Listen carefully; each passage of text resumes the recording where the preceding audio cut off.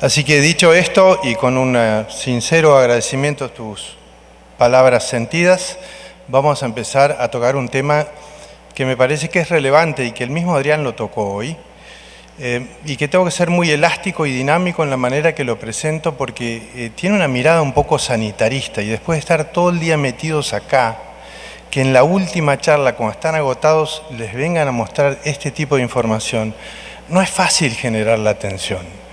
Pero me parece que lo que uno quiere compartir, y me adelanto al resumen de qué es lo que quiero compartir antes de hacer el speech, es que todos ustedes son testigos del salto tecnológico enorme que vivió la hepatología. Y que ese salto tecnológico nos permite curar al 95% de los enfermos con hepatitis C, que cuando Adrián y yo éramos chicos no tenían ni nombre. ¿Sí? Y que a pesar de que ese salto tecnológico está dado, como mencionaba hoy Adrián en su presentación y Hugo también, la tasa de pacientes curados en nuestro medio es horrible, es bajísima. Y eso no es por falta de recurso económico, no es por falta de inteligencia, yo diría que es por falta de inteligencia emocional, por alinear, en una expresión muy porteña, los patitos, alinear los stakeholders, hacer que todos tengamos un objetivo común. Ya mostraron ellos hoy en su presentación del mediodía que las hepatitis virales generan más muerte que el HIV, más muerte que la tuberculosis y más muerte que la malaria. También mencionaron que las causas son el conjunto de las hepatitis virales, pero por sobre todo la C y la B, y obviamente cuando están vinculadas a la hepatopatía crónica, a la cirrosis y al cáncer.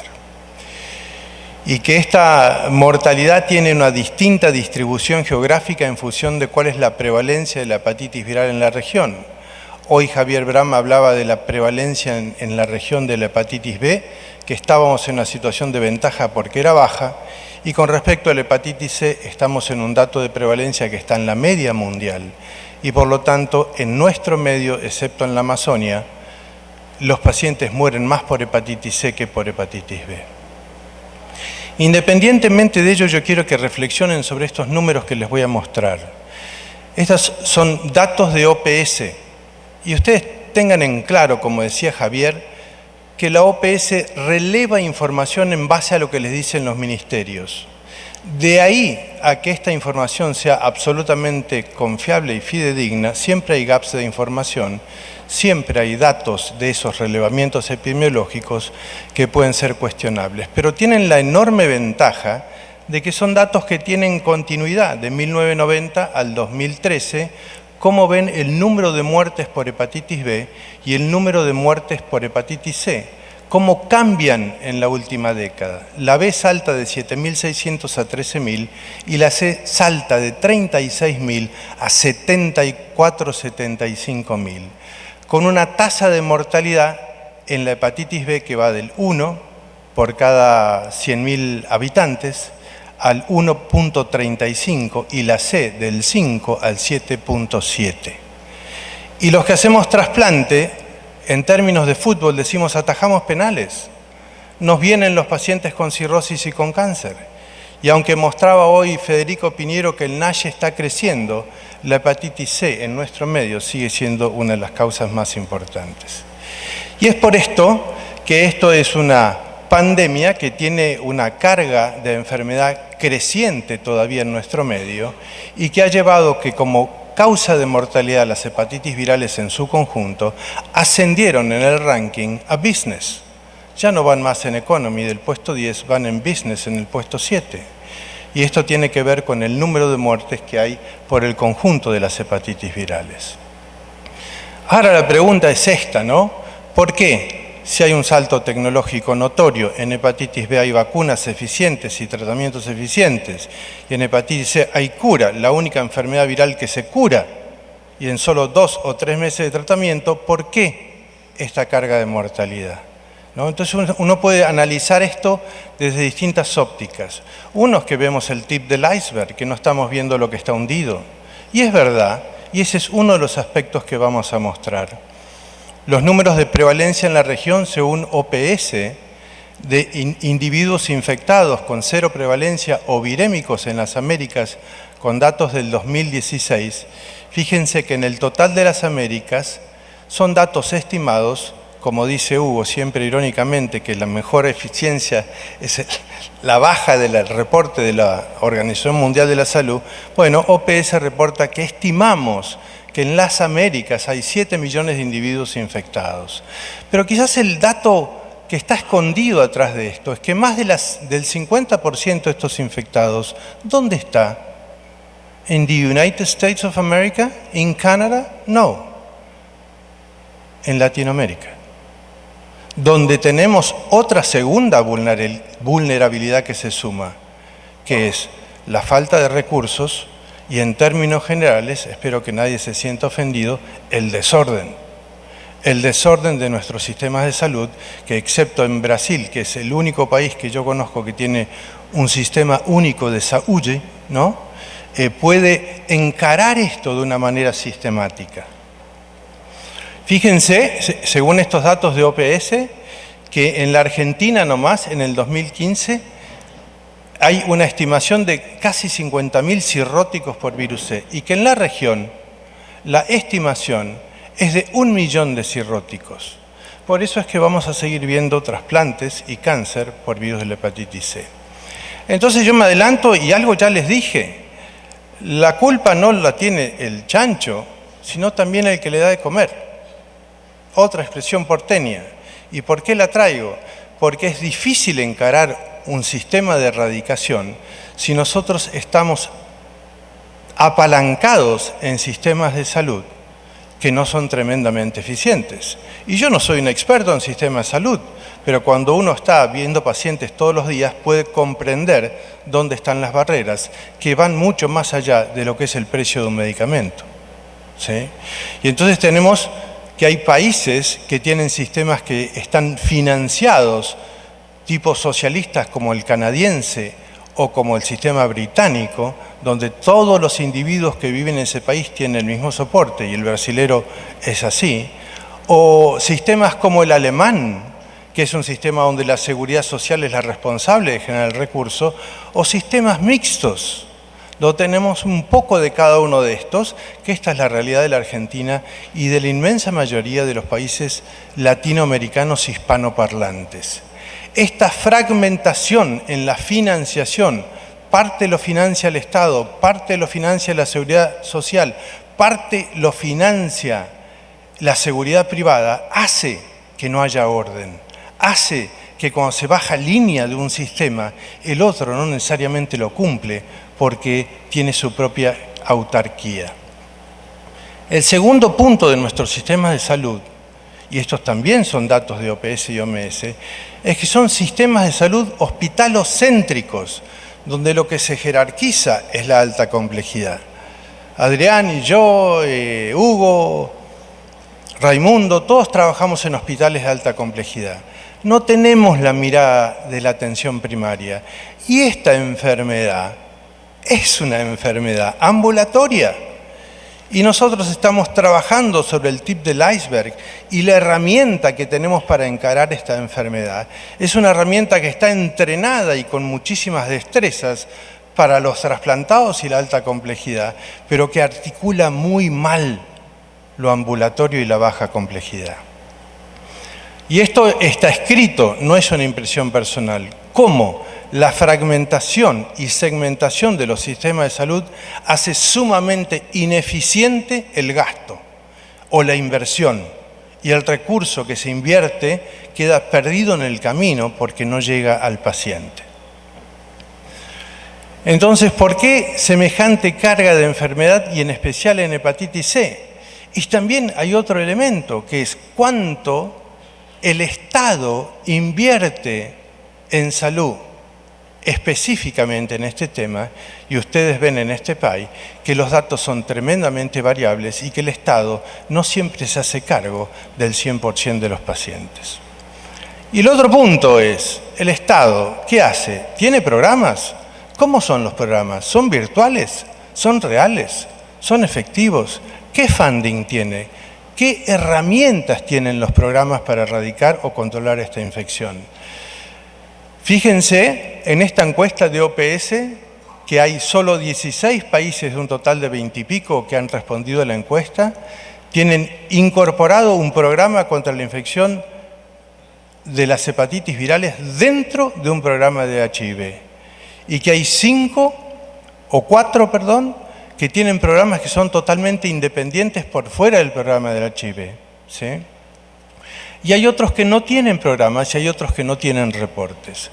Ahora, acá en este mapa ven en verde oscuro los que tienen programas dentro de un programa de HIV.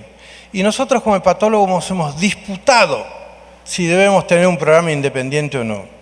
Y después de muchos años uno dice, la verdad que en los países de pocos recursos, tener un programa donde usás la infraestructura de otro es bueno, en tanto y en cuanto que tenga un presupuesto autónomo que me permita planear una estrategia y ejecutar una estrategia. Si ese programa tiene un funding que lo manejan para otra cosa y solo cuelgan del ropero que hay un programa de hepatitis, no va a ser muy eficiente. Y fíjense que Canadá, México, son los países que tienen más grandes, que tienen programas separados del HIV. Ahora, estos programas, cuando están, ¿tienen políticas? ¿Tienen planes? ¿Cuáles son las políticas que tienen? ¿Son eficientes? ¿Tienen guías? El 40% tiene guías, por lo menos al momento de esta encuesta. ¿Están organizados por los gobiernos para tener actividades de awareness el Día Mundial de la Hepatitis? Algo que no cuesta mucho, 55% nada más. Aplicación de estrategias para la prevención primaria en el personal de la salud. Bueno, si ya no hacían esto, pero igual sigue siendo, como dijeron hoy cuando hablaron de epidemiología, en nuestro medio el factor de riesgo más importante para la perpetuación de la infección de la hepatitis C son los procedimientos médicos inseguros. O sea, hay algo, pero este algo no está siendo eficiente. Aplicación de estrategias de prevención dirigidos a poblaciones de riesgo, solo el 45%. Capacidades de laboratorio instaladas, yo no los voy a aburrir. La Argentina tiene un programa, tiene laboratorios de alta complejidad en los 3 segmentos del sistema de salud, pero una de las barreras más importantes es realmente acceder, como decía Adrián hoy, a la genotipificación de los pacientes con hepatitis C.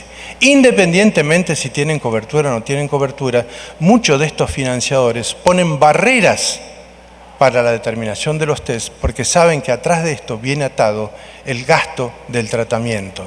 Entonces tenemos barreras que son artificiales. La norma dice yo puedo, el hecho real te dice no estoy pudiendo. Ya mencioné las guías de diagnóstico y de tratamiento. No todos los países la tienen, pero yo quería compartir con ustedes que la Argentina sí lo tiene. Y yo sé que los argentinos en los últimos años no tenemos una muy buena fama, ¿no? Y yo diría, y bien ganada esa no muy buena fama. No tenemos una guía, tenemos 3. Tenemos una guía que es del Ministerio, una guía que es de la Asociación de Hepatología y una tercera guía que es de la Seguridad Social, que es la que paga, ¿sí? Y la que paga es la que decide a quién trato y a quién no trato. Entonces, tener una guía es necesario, pero no es suficiente para generar el acceso, y mucho menos cuando estas guías encima se multiplican. Financiación por fondos públicos en las Américas, ¿no? Y dice, sí, hay financiación. Hay países que tienen más financiación y hay países que tienen menos financiación en función de su PBI, ¿sí? De su Producto Bruto, ¿no? Interno, que es la manera en que se mide la riqueza o lo producido por un país. ¿Cuánto se invierte? Y si se invierte bien, la verdad es que uno sabe que en el costo final de un paciente curado hay un montón de costos hundidos que no tienen que ver con el costo del fármaco, que muchas veces tienen que ver con costos innecesarios para ser políticamente correcto. Y en nuestro medio eso es así. Y estas son las razones subyacentes de por qué este enorme gap en el continuo del diagnóstico y cuidado y cura de los pacientes. Hoy Adrián conversaba de estos dos puntos claves, ¿no? Uno, tenemos un diagnóstico, una tasa de diagnóstico que está baja, es verdad, pero todavía lo que es más ofensivo es que aquellos que diagnosticamos los perdemos. Y acá voy a ser autocrítico. Estoy en un hospital universitario, privado, informatizado.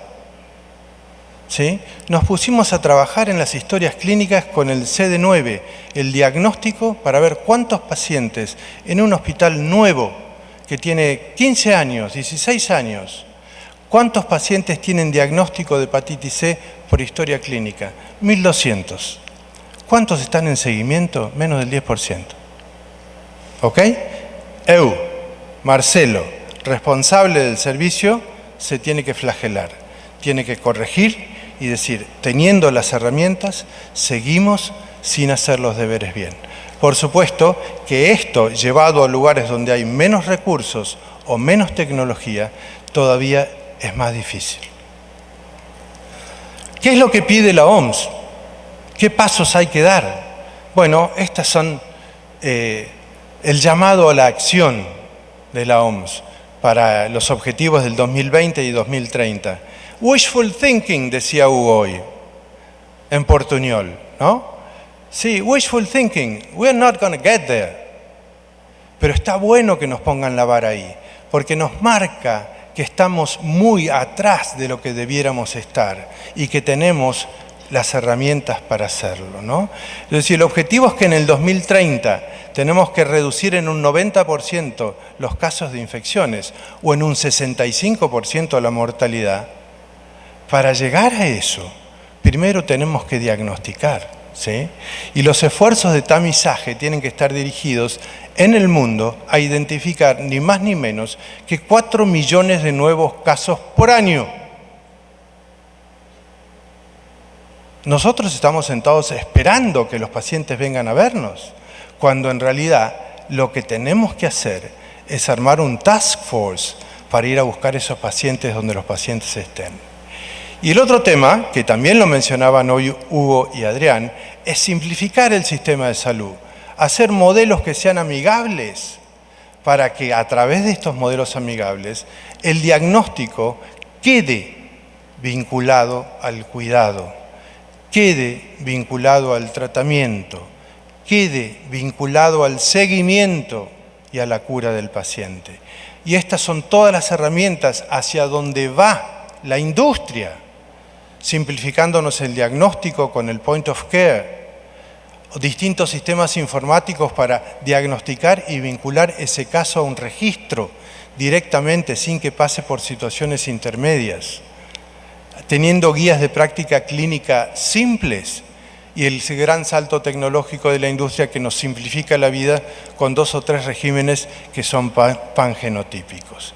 Pero nosotros tenemos que empujar por integrarnos. Yo soy hepatólogo, pero entiendo que si yo no me integro a un centro de atención primaria, que va a ser la captura, a un centro de enfermedades de transmisión sexual, o a los prisioneros, o a los adictos, va a ser difícil que yo capture esa población.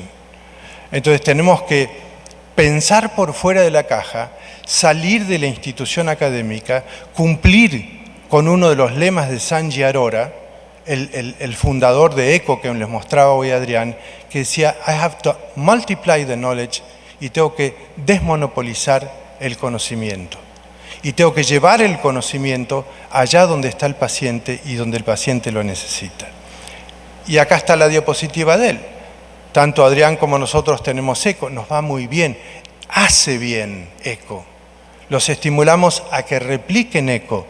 Sanji Arora necesita que esto se multiplique para facilitar el coaching en aquellos lugares donde los pacientes no tienen un hepatólogo. Y hay distintos modelos que seguir. Este es un modelo americano donde en un county hicieron esta expansión al tratamiento a médicos de distinta formación. Y miren que la tasa de curación es la misma, independientemente si era un médico de atención primaria o era un especialista. ¿Y qué es lo que hicieron los australianos? Lo mismo.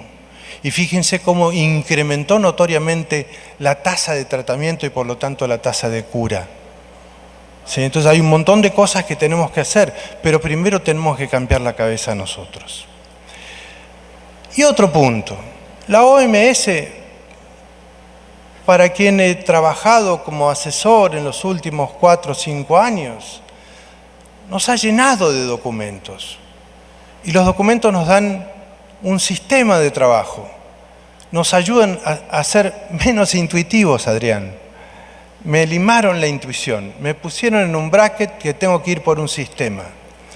Pero al mismo tiempo esa enorme experiencia de salir de la caja hace que uno vaya a mirar poblaciones, que uno ya no se siente en su unidad académica a decir vengan a mí, sino cómo hago desde una institución académica para ir a donde está la necesidad.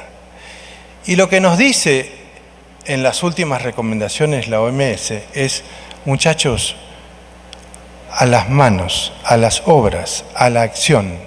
La acción siempre en esto va a ser más barata que la inacción. Guárdense esa frase. La acción va a ser siempre más barata, más económica que la inacción, ¿no?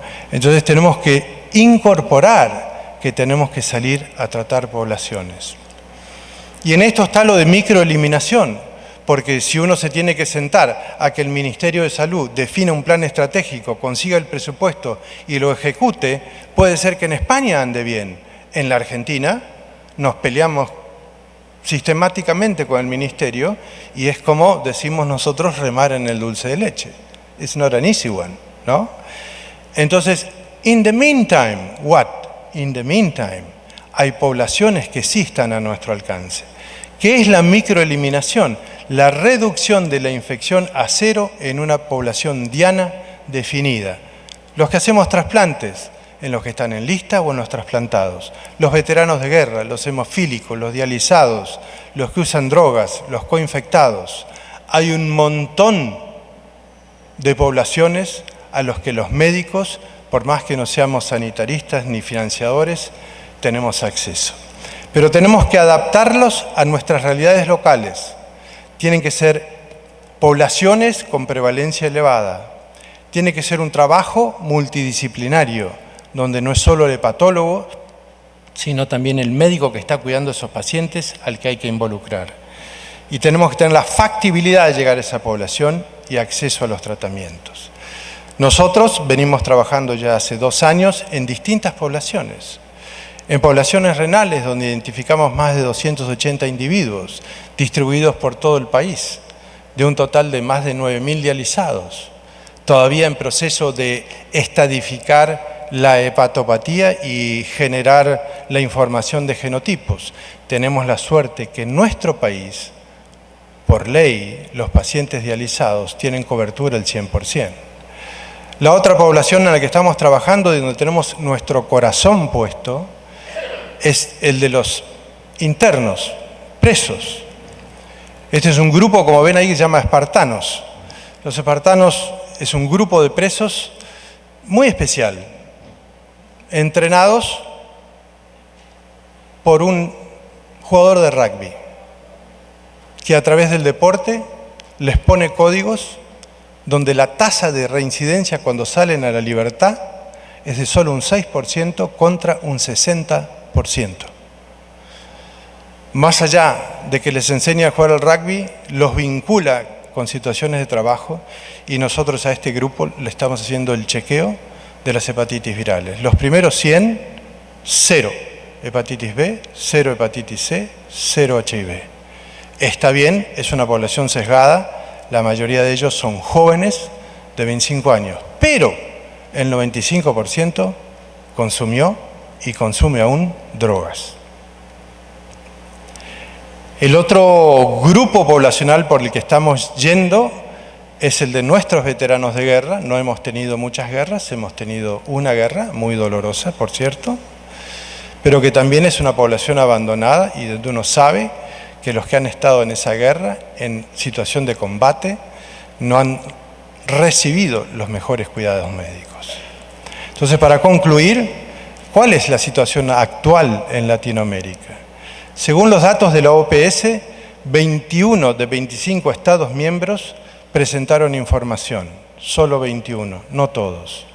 Y 21 de ellos crearon un departamento específico dentro del ministerio para dirigir la respuesta frente a las hepatitis virales. 15 de ellos elaboraron un plan y 11 solamente establecieron un comité asesor y seguimos bajando, ¿sí? Hay un amplio acceso a las pruebas serológicas, pero solo 19 de 25 acceden a pruebas del RNA del virus y 15 de 25 a los genotipos. ¿De qué me sirve tener un plan si no tengo las herramientas para saber dónde estoy parado, ¿no? Ambas son necesarias para decidir el tratamiento. Y solo 10 de 25 países tienen acceso limitado a distintos regímenes pangenotípicos, porque no tenemos siempre la Ferrari. Por lo tanto, en las conclusiones, uno tendría que decir que la mayoría de los individuos con hepatitis C infectados en nuestra región no saben de su situación. La minoría de los países tienen programas realmente activos. Brasil trata 45.000 por año, Hugo, Raimundo, más o menos. La Argentina trata 1.000, 1.500. Miren si estamos behind. Estamos muy atrás. Deben promoverse políticas públicas simples, rápidamente escalables, tanto en lo referido a la prevención, al diagnóstico como al tratamiento. Y el costo del tratamiento, que yo de alguna manera lo minimicé, sigue siendo una barrera importante. ¿Pero por qué? Porque tenemos un sistema de salud fragmentado. Si hiciéramos lo de Brasil, no sería un obstáculo, ¿no? Porque ellos compran de una. Y acá en la Argentina compra un poco uno, un poco otro, un poco el otro, y por lo tanto la capacidad de negociación no es buena. Y más allá de las iniciativas privadas, el compromiso político de los países es clave para poder llegar a las metas de la Organización Mundial de la Salud, yo diría, no en el 2030, en el 2050, en el 2040. Y para terminar esta última diapositiva, ¿no? José Luis, ¿no? A mí me gusta, a mí esto me genera un desafío. Nosotros estamos lejos de España, pero el Quijote no se rinde, ni siquiera contra los molinos de viento. Entonces, aunque tenemos adversidades, el mensaje es, la tecnología está, lo más difícil ya se hizo. Lo que tenemos que hacer es alinear a los stakeholders y hacer que el Estado haga lo que tiene que hacer. Y si no lo hace, nosotros desde las sociedades científicas empezar con las estrategias de microeliminación. Muchas gracias.